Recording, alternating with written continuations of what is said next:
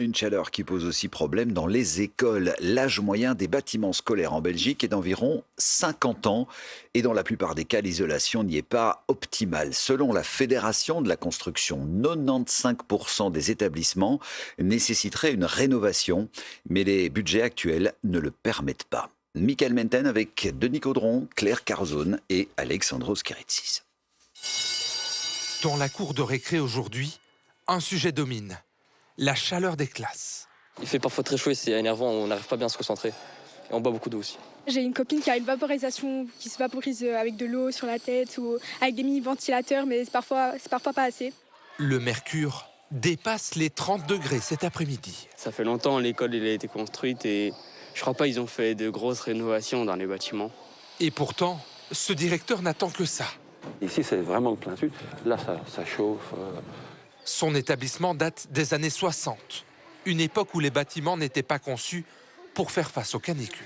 Il nous faudrait tout un habillage de la façade, changer quelques châssis aussi, à l'intérieur mettre du double flux.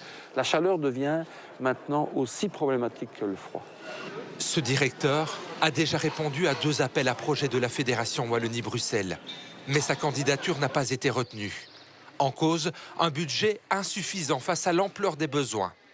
Selon la Fédération du secteur de la construction, 95% des bâtiments scolaires belges ne répondent plus aux exigences d'aujourd'hui.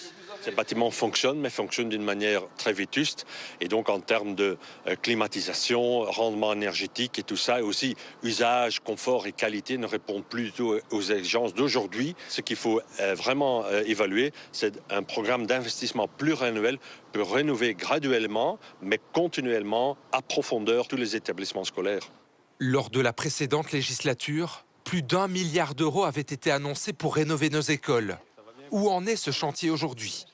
Pas de réponse de la ministre compétente Elisabeth de Gries, si ce n'est ces quelques lignes écrites. Le plan de rénovation se poursuit. L'ensemble du budget décidé sous la précédente législature aura été utilisé en 3 phases. La dernière se fera dans les prochains mois.